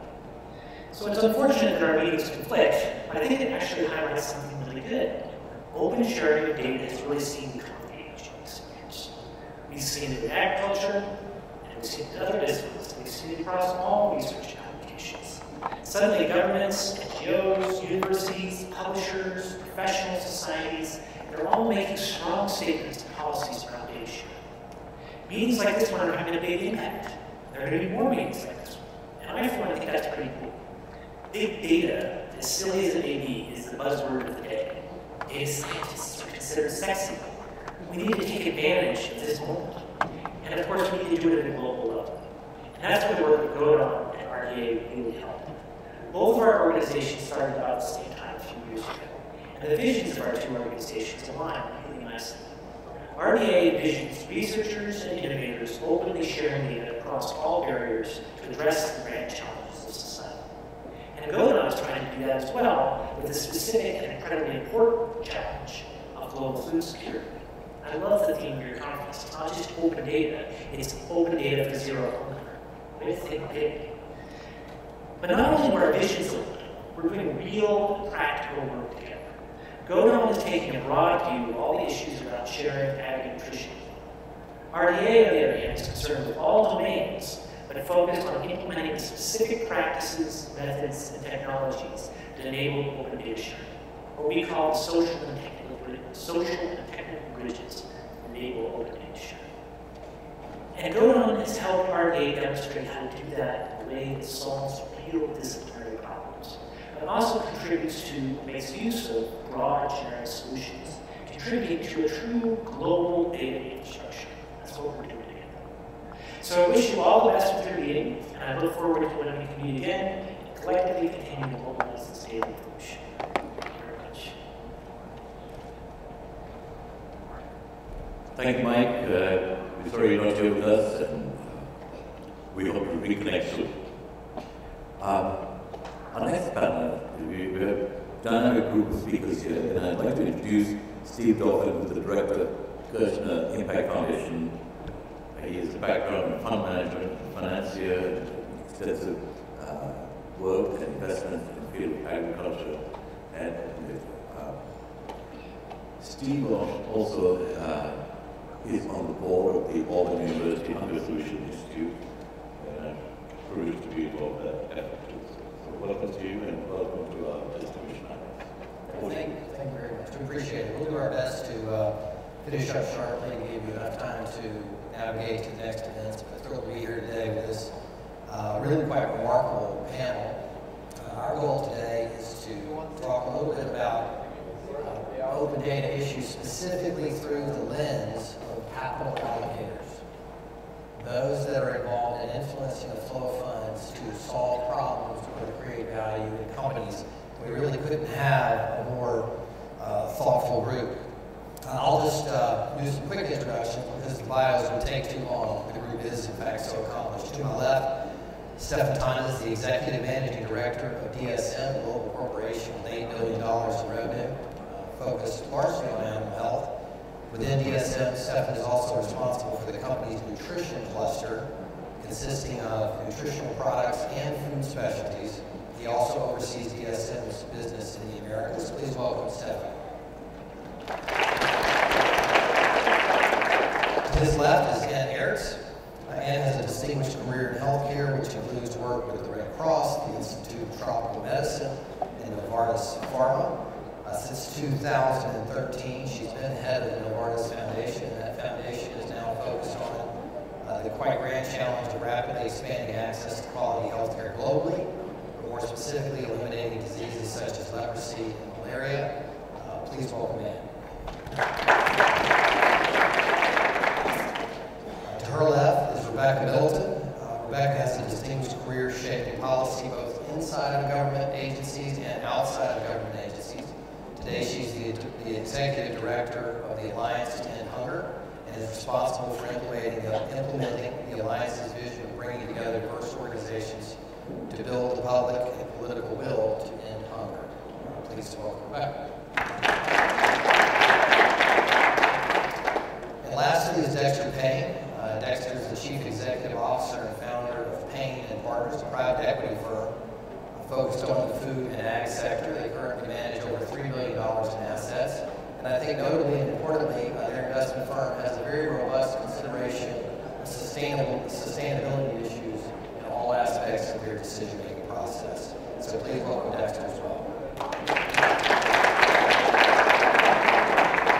To start, I'd like to add each of the panelists to take just a few minutes to talk a little bit more about their work and their current use of data, both public and private, in some of their most important issues. So we'll just go down the panel step if you would mind starting.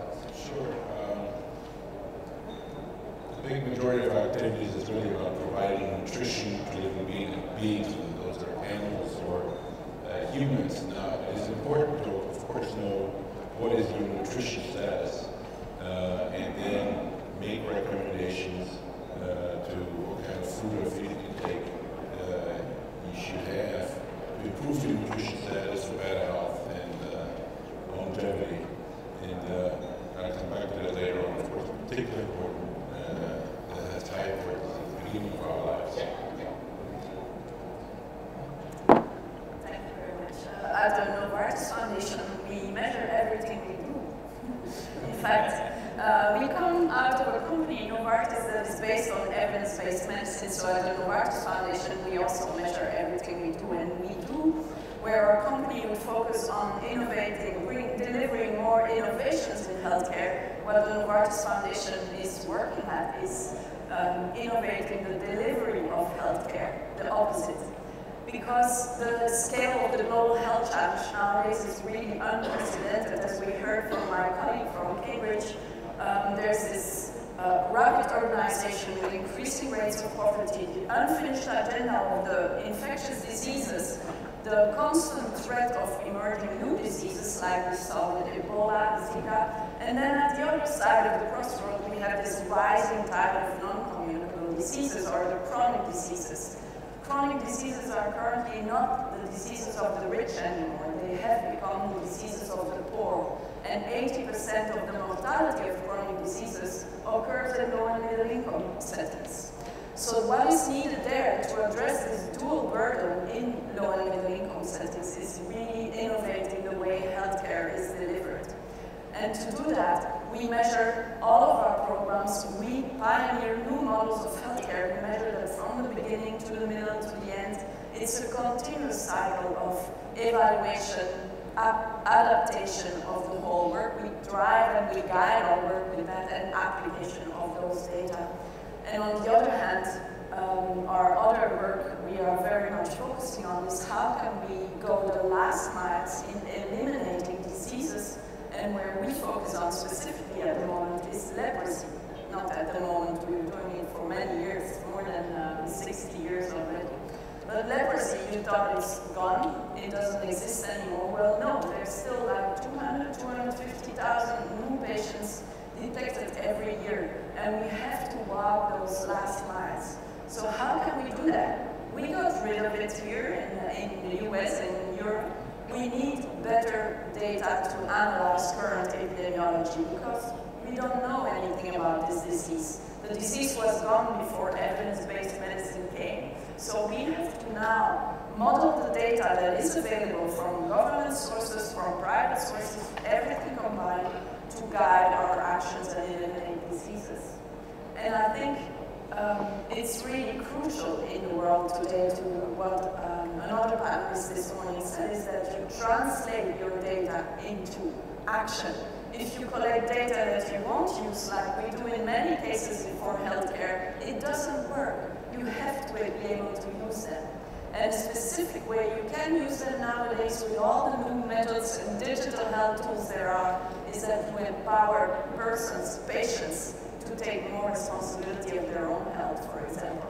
And that is absolutely essential, specifically in nutrition, but also in health. Thanks. First of all, it's a pleasure to be here today. I first learned about GODAN earlier this year at the PUSH Summit with Brady Deaton and with June Henton from Auburn University and her colleagues. So it's just a real joy to be here. I also think this is a real testament to the power of the Sustainable Development Goals. We're here in New York on the basic eve of the UN General Assembly, at which we'll be celebrating the first anniversary of the adoption of those goals. And And I think particularly around SDG 2, Zero Hunger, it's a very powerful, unifying, focusing force for all of us who dedicate our time and efforts to food security and ending hunger, to really have a way to measure the progress that we're going to make over the next 14 years and hold each other accountable. My role at the Alliance, and at the Alliance in general, is really around advocacy. So we ourselves are not making investments, but we are advocating to governments for their investments in issues related to food security. So here in the U.S., we're one of the leading agents, and then we work with partners around the world, particularly in developing countries, to help them increase their capacity for advocacy. And open data and the information and the analysis and the tools that it produces give us exactly what we need to leverage increased investment from governments, which then benefits the private sector as well. Because there are limited resources or constraints in the U.S. alone, there are tens of thousands of competing special interests for the limited dollars that we have. And so the more data is available for people interested in food security and hunger to turn that into tools and information that we can take in our advocacy efforts, the more effective we can be and the greater impact we can see. Thank you very much for the invitation to speak in front of all of you. Payment Partners is the leading firm investing in the agribusiness industry globally. We've invested about $3 billion over the last 20 years in this industry, primarily in the ag input, processing, and production part of the value chain. We use data to make good investment decisions. So whether it's USDA data, RAPA, all of that is used to allocate dollars into the right places. Much of our investment is focused on businesses that increase productivity, or as the Secretary talked about, reduce waste. We manage money for institutions like Stanford, UTIMCO, state pension funds. So the money that we put at work is money that people have entrusted to us to try to generate returns. And we use the information that's available out there to make allocations of capital into the agribusiness industry. Without open information, we'd have a much harder time making good investment decisions. Quite frankly, we wouldn't return the kind of capital that our investors like. So it's very, very important to us as an investor and entrepreneurs in this industry to have open data. The one place that I would maybe caution us is we need to balance that with entrepreneurialism and the balance between making sure that people that do develop processes, IP, information, can get an appropriate return on that, that they're motivated to go out and invest in the industry, invest in waste reduction, invest in increased productivity. Thanks, Steve. We'll come back to that point. I think it's a very important point. Rebecca, I'd like to ask you, with specific examples if possible, as you think about governments and entities that are allocating capital, good examples of data-driven programmatic decision-making. Both, what are you seeing at even, say, the crop level within a country, then also the decision necessary to say, we're going to allocate capital to this country or to that country. Would you mind commenting on that? Sure. So I have to give a shout out to Secretary Vilsack mentioned earlier in the U.S., which is the Feed the Future initiative. It's a very outcomes-oriented, metrics-driven solution for the U.S. investment in development. And I think that that's really inspiring country-level efforts in Feed the Future countries to be more mindful about how they're allocating resources, not just doing something because it's the way it's always been done or because it makes sense, but because it actually is the best investment. A number of countries that we work with in particular are looking at sort of the balance between investing in agricultural subsidies versus social safety net programs. And so I don't think the data is quite there yet for them to use it for those decisions, but I think it's getting there, and these types of efforts will provide the information that they can use to allocate those limited resources. A specific example? Specific example where it could be used, yes.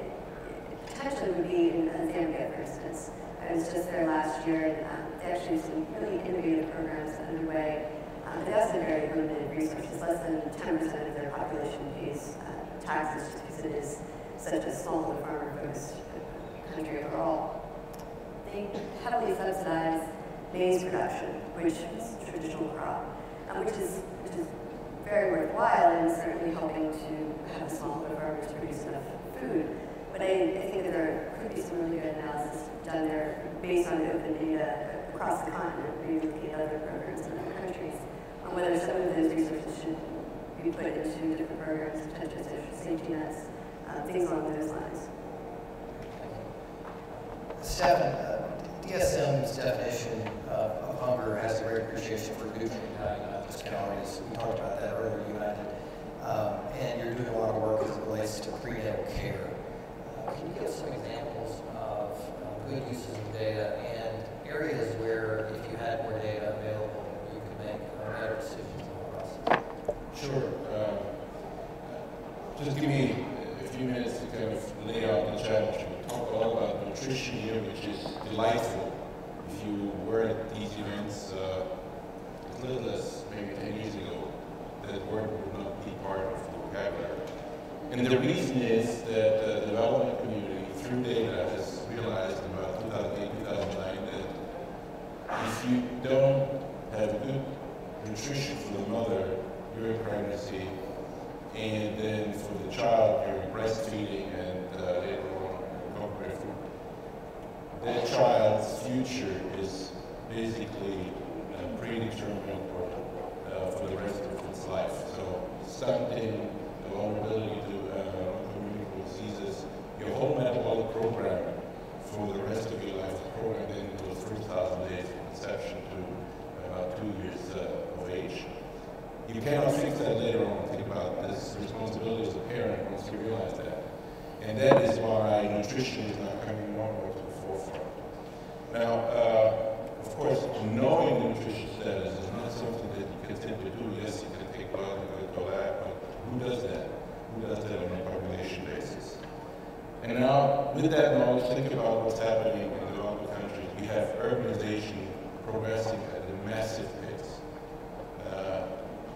Fewer people will live in rural areas, and the speed of urbanization is breathtaking. I don't think we realize that. Fewer and fewer people make the food, but more and more people will live in the cities.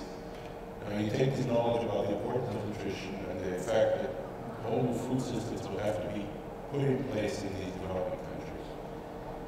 And the one thing they must not do is reproduce the food systems that we've built in the North and the West. Because frankly, it created 90% of our healthcare costs comes from the way we eat.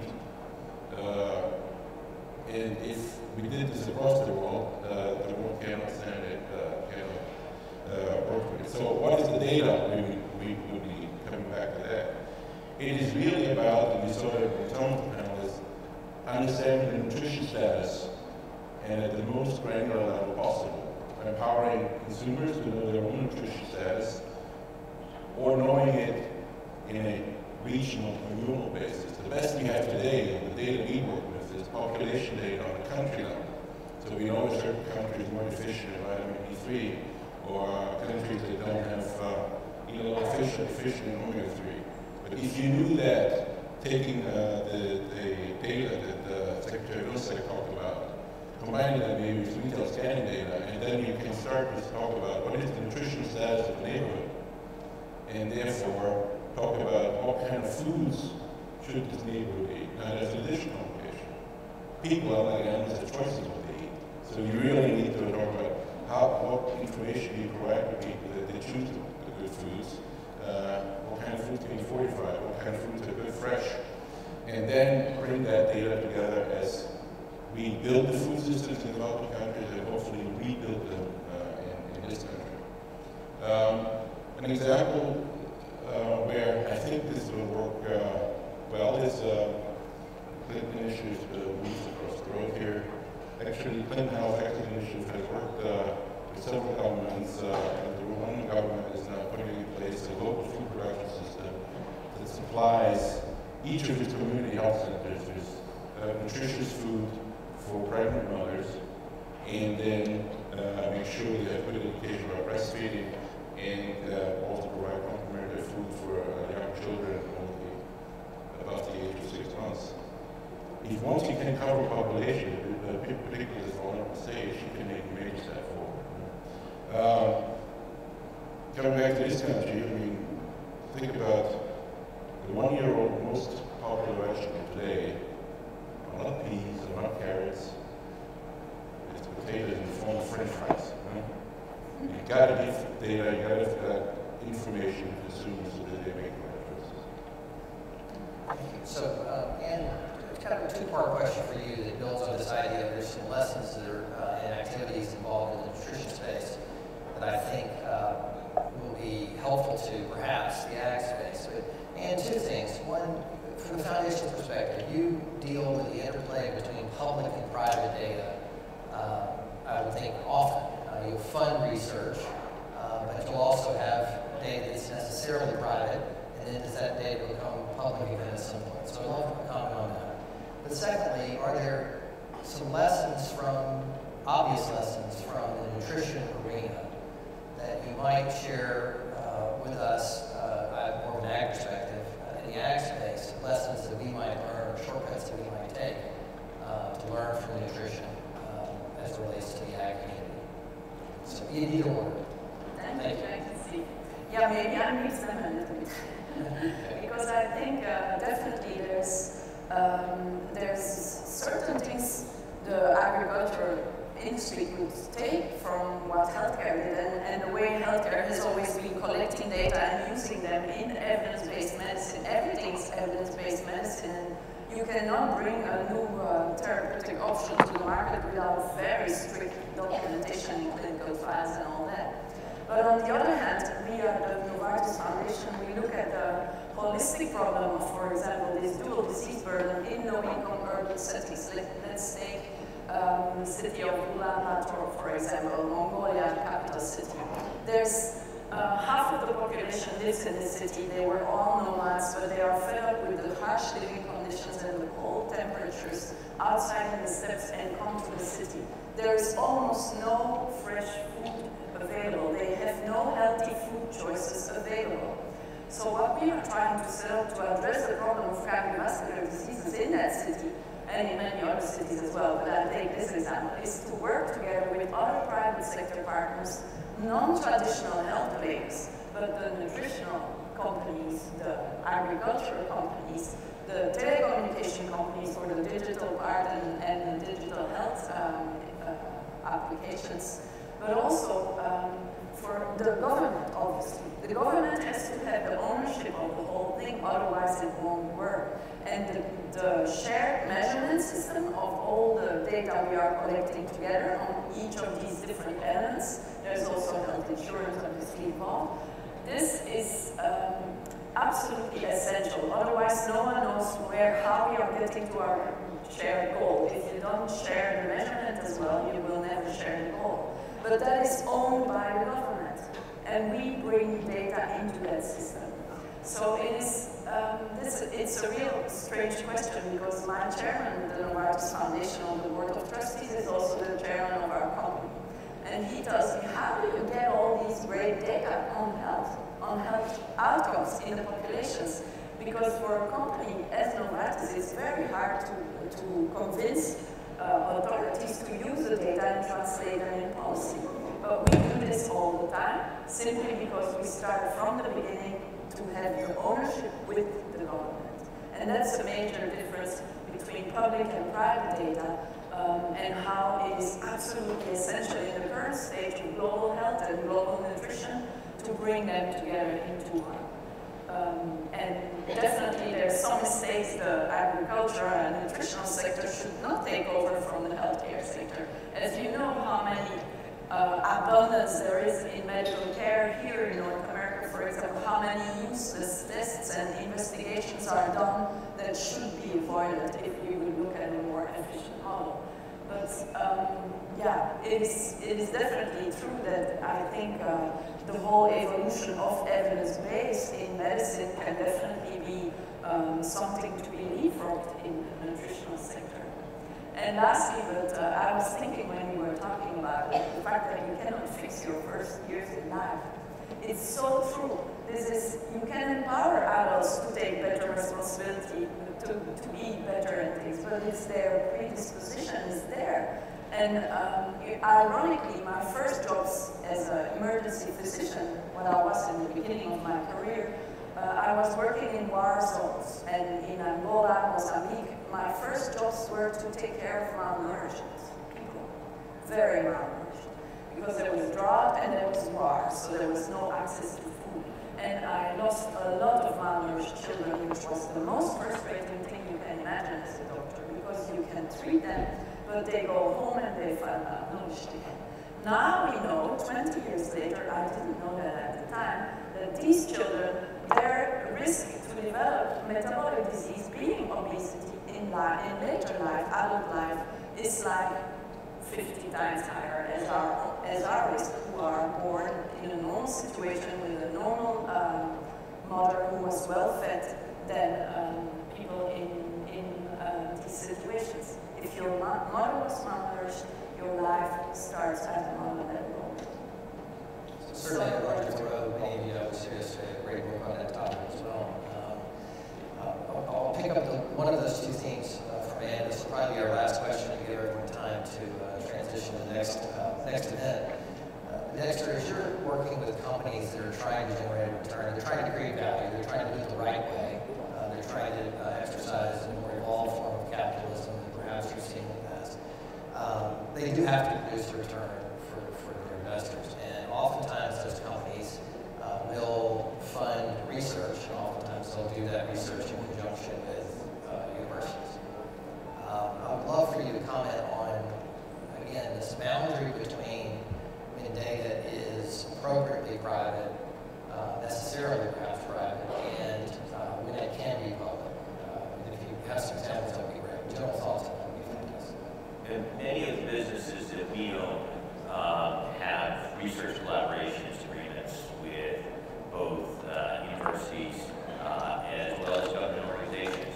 We own a business called Region, which is a plant health business. It's a company focused on trying to increase the uptake of nitrogen and phosphorus in plants, primarily soybean, which actually is highly sustainable. We have to use less phosphorus and nitrogen, creates less runoff. Our largest research collaboration is actually with Los Alamos. And so we are work very, very closely with the government. And many of the products that we have come out of the research collaboration we have with Los Alamos. And look, this company has created a lot of profitability, which they've reinvested over time because of the science that has come out of Los Alamos. And I think that for this organization is a really interesting question. Is that IP that gets produced, is that information that gets created through that collaboration, public-private? You know, as an investor, we've invested a lot of money in taking that basic research and creating products that are then saleable and usable by farmers to increase sustainability, increase production. You know, our view is that we need to have some amount of exclusivity, some type of protection, so that we can get an appropriate return on that investment. Being in the ag industry, you know, almost all of our companies are focused on increased productivity or reduction of waste, which we think has real public good as you think about, you know, increasing food production or reducing waste, but ultimately feeding more people and feeding this 9.5 billion people that we project over the next 35 years. But I do think that it's a really interesting question in terms of when you do have public institutions, how do you compensate those institutions, and how is the data that's produced or the IP that's produced out of those institutions handled, and, you know, should it be usable, you know, for free by certain organizations? And I think it's one of the things we're going to have to deal with as an entrepreneur owning these businesses. You know, we want to make sure we get an appropriate return, but we also appreciate that, you know, we need to feed 9.5 billion people. We need to figure out how we, you know, have nutrition, you know, sort of appropriate diets over the next 35 years, and how our companies can be involved in increasing productivity increasing